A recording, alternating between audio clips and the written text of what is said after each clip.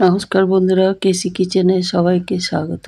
আজ আমি নিয়ে এসেছি আলু পটলের একটা শুকনো ঝাল ঝাল একটা রেসিপি, যেটা স্কুল টিফিন বা রাতের ডিনারে রুটির সাথে বানিয়ে নিলে ভীষণই ভালো লাগে খেতে।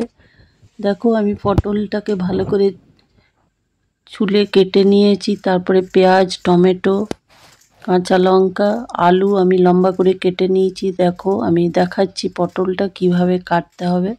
পটলের খোসাটা ওপর থেকে আমি চেঁচে দেব। চেঁচে দেওয়ার পরে দেখো, এটাকে আমি লম্বা লম্বা করে 4 টুকরো করে নেব। যদি বেশি বড় পটল থাকে তোমরা তাহলে 6 টুকরোও করতে পারো। দেখো, এইভাবে আমি যে কাট লাগাচ্ছি ওইটা আরেকটাও তোমরা দিতে পারো, কিন্তু পটল এখন বেশি নরমও হয়, সেই জন্য সহজে গলে যায় বলে আমি 4 টুকরো করেছি। তারপরে দেখো, এইদিকে রান্নায় চলে আসি। আমি খানিকটা সর্ষের তেল দিয়েছি কড়াইয়ের মধ্যে। সর্ষের তেলটা গরম হয়ে যাওয়ার পর পটলগুলো আমি দিয়ে দিলাম। পটলগুলো দিয়ে দেওয়ার পরে আমি মিনিট কয়েক ধরে ভেজে নেব। খুব ভালো করে ভেজে নিতে হবে, কেন কি এটা খোসাটা ছাড়ানো নেই, সেই জন্য একটু ভেজে নিতে সময় লাগবে। সেই জন্য আমি ঢাকা দিয়ে দিয়ে এটাকে আমি ভেজে নেব। তোমরা যদি চাও তো তাহলে খোসাটাকে ছুলেও করতে পারো, কিন্তু এখন পটল পাতলা করে কাটা আছে, তাহলে একদম গলে যাবে, সেই জন্য আমি খোসাটাকে চেঁচে নিয়ে বানাচ্ছি। দেখো, পটলটা আমার ভাজা হয়ে গেছে। ভাজা হয়ে যাওয়ার পরে আমি এটা উঠিয়ে দিলাম। উঠিয়ে একটা বাটির মধ্যে রেখে দেবো। পটলটা খুব বেশি রকম ভেজে নিলে কিন্তু গলা গলা হয়ে যাবে, সেই জন্য আমি যতটুকু দরকার সেইভাবেই ভেজে নিয়েছি। তারপর দেখো, ওই কড়াইয়ের মধ্যে আমি কিছুটা আরও সর্ষের তেল দিয়ে দিলাম।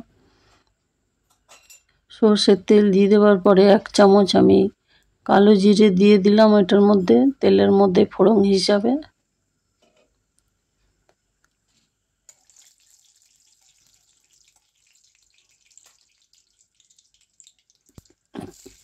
তারপরে ওইদিকে যে লঙ্কাগুলো আমি চিড়ে রেখেছি 3-4টে লঙ্কা, সেগুলো আমি দিলাম। তোমরা যদি ঝালটা কম খেতে যাও তাহলে লঙ্কা কমই দিও। তারপরে দেখো, ওইদিকে যে পেঁয়াজগুলো আমি কেটে রেখেছি লম্বা করে, সেটাও আমি ওই তেলের মধ্যে দিয়ে দিলাম। দিয়ে দেওয়ার পরে একটুখানি ভালো করে ভেজে নেব। একটু লাল লাল হওয়া পর্যন্ত আমি এটাকে সমানে নেড়ে যাব।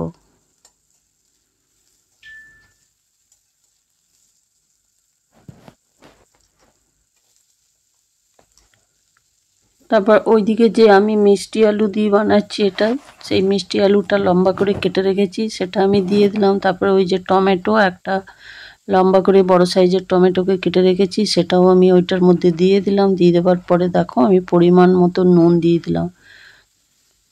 1 চামচ আমি হলুদ দিয়ে দিলাম, আর 1 চামচ আমি ধনে গুঁড়ো দিয়ে দিলাম। এটা আমি ধনে গুঁড়ো দিয়ে বানাবো। তারপরে ছোট চামচের 1/2 চামচ আমি কাশ্মীরি লঙ্কার গুঁড়ো দিয়ে দিলাম। তোমরা কিন্তু চাইলে মিষ্টি আলুর বদলে এমনি আলুও দিতে পারো। আমার যেহেতু ভীষণ ভালো লাগে এই মিষ্টি আলু দিয়ে পটলের তরকারি, তো সেই জন্য আমি এইভাবে বানাচ্ছি। দেখো, এটা আমি ঢেকে ঢেকে একটুখানি মশলাটা কষিয়ে নেব। আর মিষ্টি আলু সেদ্ধ হতে বেশি সময় লাগে না, সেই জন্য ভীষণই কম জল দিয়ে দিয়ে ভেজে নেবো, কেন কি আমি গুঁড়ো মশলা দিয়ে বানাচ্ছি। একটু জল না দিলে কিন্তু তরকারিটা পোড়া পোড়া হয়ে যাবে বা মশলাটা তলায় ধরে নেবে। আর তেলটাও আমি ভীষণই কম দিয়েছি, সেই জন্য হালকা জল দিয়ে দিয়ে মশলাটাকে পুরোটা কষিয়ে নিতে হবে।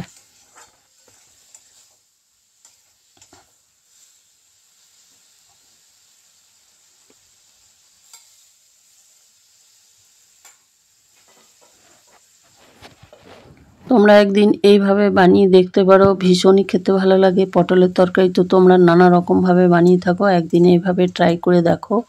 রাত্রে ডিনারে রুটি পরোটার সাথে বা সকালে টিফিন অফিস জন্য এটা ঝটপট খুব সহজে হয়ে যায়। তারপরে দেখো, ওইদিকে যে আলুটা আমি কষিয়েছি, কষানো হয়ে গেছে। তারপরে আমি ওই যে পটলগুলো ভেজে রেখেছি সেটাও আমি এটার মধ্যে মশলাটার মধ্যে দিয়ে দেবো। দিয়ে দেওয়ার পর আরও কিছুক্ষণ পটলগুলোকে আমি কষিয়ে নেব।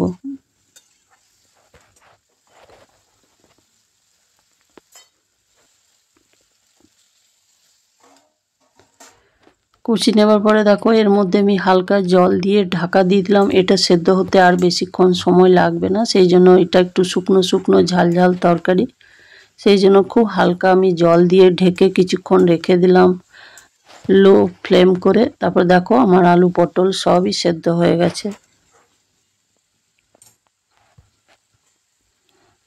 সেদ্ধ হয়ে যাওয়ার পরে দেখো আমি একটুখানি সমানে নেড়ে ভাজা ভাজা করে নেব। তার ভাজতে ভাজতেই আমি এর মধ্যে একটু কসুরি মেথি দিয়ে দিলাম।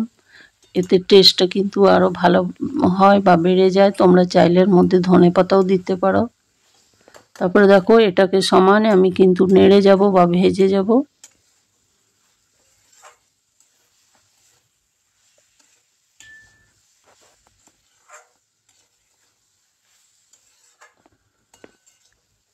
তো আমার রেসিপি যদি তোমাদের ভালো লেগে থাকে তাহলে লাইক শেয়ার ও কমেন্ট অতি অবশ্যই করে দিও। আর নতুন বন্ধুদের সাবস্ক্রাইব করার অনুরোধ রইল।